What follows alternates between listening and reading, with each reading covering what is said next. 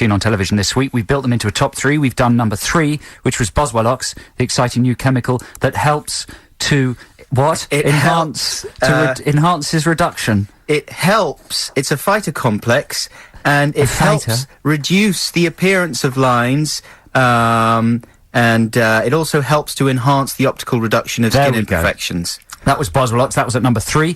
Now we're going to do our number 2 most confusing thing. But before we do that, you can obviously email us here at XFM, Adam and Joe, A-N-D, at xfm.co.uk. And Paul Brownie's emailed in saying that there's a new advert for a drink called Oasis on the side of a bus. And we were talking about this last week, about this new trend in advertising to conjoin words, to create new words. Like Oasis is so new and improved, it's new proved. That's rubbish. That's terrible, but this is really proving that our theory is right, that this really is the new emergent trend in advertising, forming annoying new words, trying to make people speak a new product-related language. That's something that we used to do. That's something everyone does when they're young, isn't it? That's what's so insidious about it. They take things that are genuinely fun to do in your own time and company, and then they plaster them all over buses. And ruin them. How about number 2 confusing thing you've seen this week? Number 2 confusing thing I've seen this week is quite an obvious one, but basically it's the Ben Affleck hair shampoo advert. What? Is it for L'Oreal? I think it's another L'Oreal product. They're the number 1 generators of confusing advertising campaigns and generally depressing rubbish on telly. Even though, of course, the products may well be excellent. I'm sure they are excellent. Full of magnesium. And phytocomplexes. Anyway, what's confusing you about Affleck? You've seen this ad, haven't you? Yeah, he's kind of taking the mick, isn't he? Well, there's a lot of confusing things about this ad. His face is confusing. His face is getting thinner on top and fatter on the bottom. Other people have observed this. Will you remind me what happens in the ad? He is in the L'Oreal lab. And his hair is being tested scientifically by beautiful ladies. The Love Lab. The Love Lab. And it may be is it Le Jardin de Max Facteur? Or is that outside the window? Yeah. It's Le Laboratoire Garnier après de Le Jardin de Max Facteur. Imagine just off the Champs-Élysées. Imagine if you were a scientist and you actually got a job in the Max Facteur. Could you go to Paris and ask for where Le Jardin de Max Facteur is? Yeah. Is it open to the public? No, only probably not. Jane Seymour's allowed in, no one else. It's probably been vandalised, like Le Jardin de Blue Peter. So what does Affleck do? Stick to the point. He's getting Affleck gets his hair tugged by beautiful women. Yes. And I should have transcribed this advert, but I haven't. And it's something to do with his hair being strong, and he wants to keep it. He doesn't want it to fall out, and as a result, he uses this stupid advert. But instead of saying "Here comes the science" bit, he just says, "Here comes the science." That's kind of hip-hoppy, isn't it? Yeah, because something about saying bit is for the ladies. Right. That's the sort of thing a girl would say. "Here comes the science bit." Yes. Who are the ladies who say that? Is it Aniston? Aniston, yeah. Or Courtney Cox, one of those terrible, lovely ladies. Aniston is the chief offender. So it's more masculine just to say, "Here comes the science." Because you're right, it's like dropping science. It's like hip-hop. But the most confusing thing about this whole advert campaign is why. Why? Why would Ben Affleck do that? Why would he do it? What possible reason is there for Affleck? Well, the money.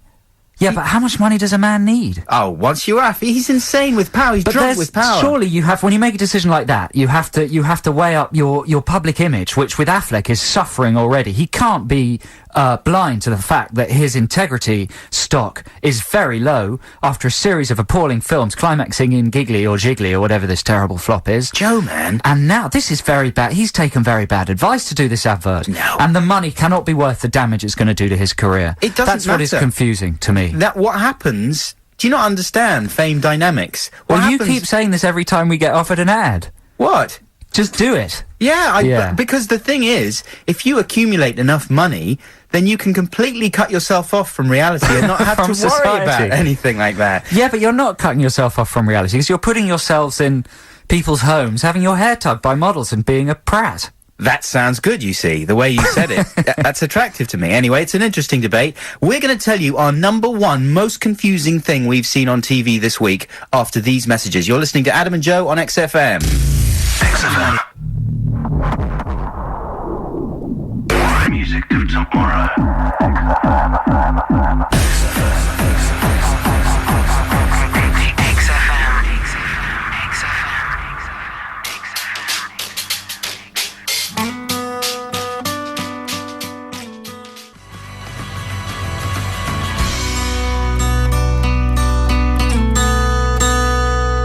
Keeping Up with Adam and Joe. That's Travis and Ria Fender. You're listening to Adam and Joe on XFM.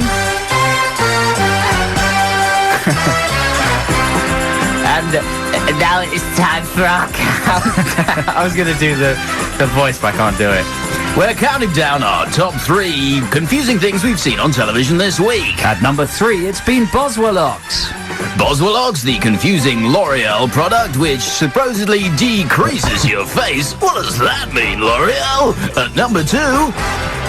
what was number 2? Ben Affleck's do the L'Oreal. voice. Do At the number voice. 2, Ben Affleck's L'Oreal advert. Well, that's too late because it's finished. That was a disaster. It was a total disaster. What's at number 1?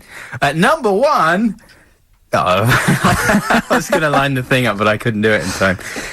What is at number 1? Well, we're not going to tell people until after the next record, right? No. Let's tell them now. I Tell think them now? They've hung on for long enough. Come on, tell them. What Are is you it? sure? Yeah.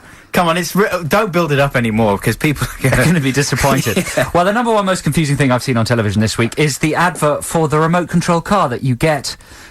You subscribe to the magazine and you get little bits of the remote control car every month. And it's a very good advert because it starts with, this is a nice car, were it to be a real car and the size of a real car and not plastic and rubbish, it would be a really nice car. So it starts with the camera on the ground and this really nice Porsche racing car jumping over the camera and landing in the mud as if it's a highlight from a rally program. And then a man's feet step into the frame, and you realise the car's no bigger than his boot. Yeah. So it's basically it starts very exciting and decreases into just depressing, this advert. And by the end, you realise it's a magazine all about the remote control car, and you get sort of 4 cogs per issue.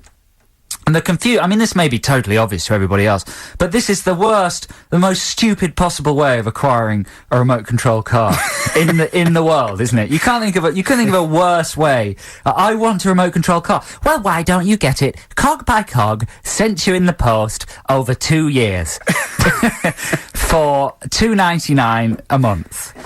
Like, who would say yes to that A proposition? child. Yeah, but it's taking advantage of the excitement of getting something free attached to a magazine. Yeah. That gives something inherent worth, doesn't it? If you attach anything to a magazine, suddenly it seems as if it's got extra value. An inflatable picture frame. And exactly, it's free, it's exciting. Yeah. And just setting up another magazine that, say, gave away a house that you could live in, but in small instalments over, say, 60 years. Brick by brick. Not even that. Well, it would have to be a fragment of a brick. Well, it's going to take longer than 60 Well, still, years. I think people would go for it. And you wouldn't be as boring as a brick every month. You'd have a little bit of a fridge. And a tiny, tiny bit of a garden. So it would be very evocative. Next month it would be, oh, here's the first bit of my loft conversion. And it would just be a tiny bit of foam. But inside the magazine, there'd be a huge description about where this tiny cube of foam fits into your final loft conversion. This is a really good idea, and I might get the people at Dangostini or whoever it is that do the remote control car. Well, the only problem on the with phone. your... Let's get him on the phone. Let's get him on. Yeah. The problem with your idea and these mags in general, of course, is that I find you... Because I think I did one for the human body. I wanted to build up a scale model. They didn't. That sounds like a serial killer magazine. A free bit of the human body every month. Yeah, like an ear. Bloody ear. No, it was one of those... the see-through body thing. Oh, that's right. It was a sort of Damien Hirst type thing. You got a see-through body, didn't you? And then you collected all the muscles and tendons and guts and things. But the thing is, I just got like a spleen or whatever, and I was waiting for the liver, and it got the magazine went bust. The company went bust. Did it? Are you sure it didn't just disappear off the shelves? Because sometimes they sell them in newsagents for the first month, and then they go subscription only. Maybe that's what happened. You got to subscribe, man. You've got to subscribe. Yeah, that's the whole thing. That's the whole deal. That's why there were only 2 tiny Shakespeare books in the newsagent, and I was waiting to build up the whole set, Yeah. and they suddenly vanished. I was waiting for tiny... What about the Morse? You get a Morse, Inspector Morse magazine as well, can't you? With a free episode of Inspector Morse and a whole magazine dedicated to Morse. Is it tiny? No, it's a substantial... What's the point? What's the point? What's the point if it's not tiny? What's the quality of the articles going to be like in that magazine after about 6 months of publication? Of Morse? Of Morse. Very high, I would imagine. reckon? Yeah, of course. Well, that's our number 1 most confusing thing on television, the Dangostini remote control car advert. And if you've actually subscribed or sent off for that magazine, then please get in touch with us, and we'll arrange to have you put down by a trained vet. Adam and Joe at xfm.co.uk. I was calling through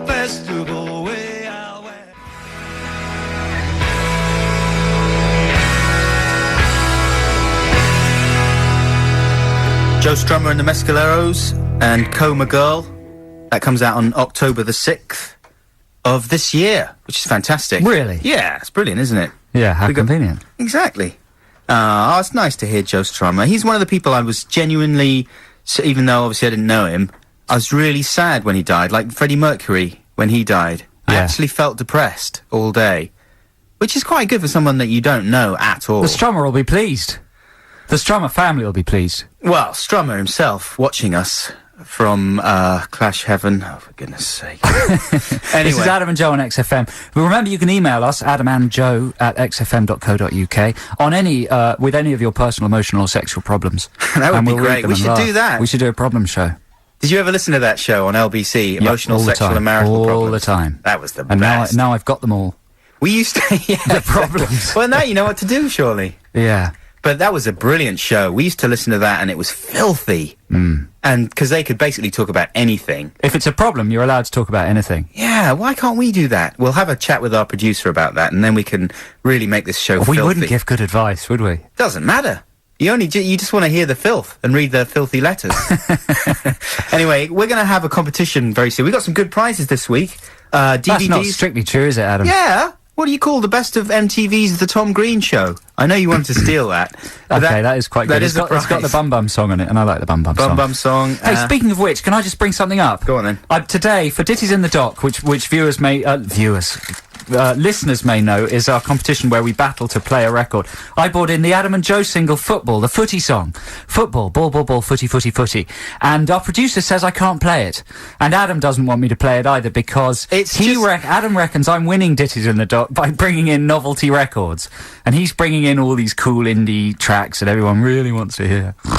And I'm bringing in novelty songs. You see, that are wiping the board. Yeah, so I bring in the football song, ball, ball, ball, footy, footy, footy. And not only does Adam say he doesn't want me to play it, but Brian says he doesn't want me to play it. So basically, listeners, if you want to hear Adam and Joe's football song, then please email up or call in 08700 800 1234. Just basically, let's get enough momentum behind the listeners who might want to hear the football song to shout down Brian, the producer, and Adam. Shut up. Because I know You shut up. as much. Shut up. I want to play it. You guys want to hear it. You're riding Adam and Joe's roughshod football song. over the whole thing. You can't just randomly start stating your case for this thing. I want you to shut up. No, but it's now. not going to be part of Ditties in the Dock. Listen to this. We're just going to play it as a Stop song. talking.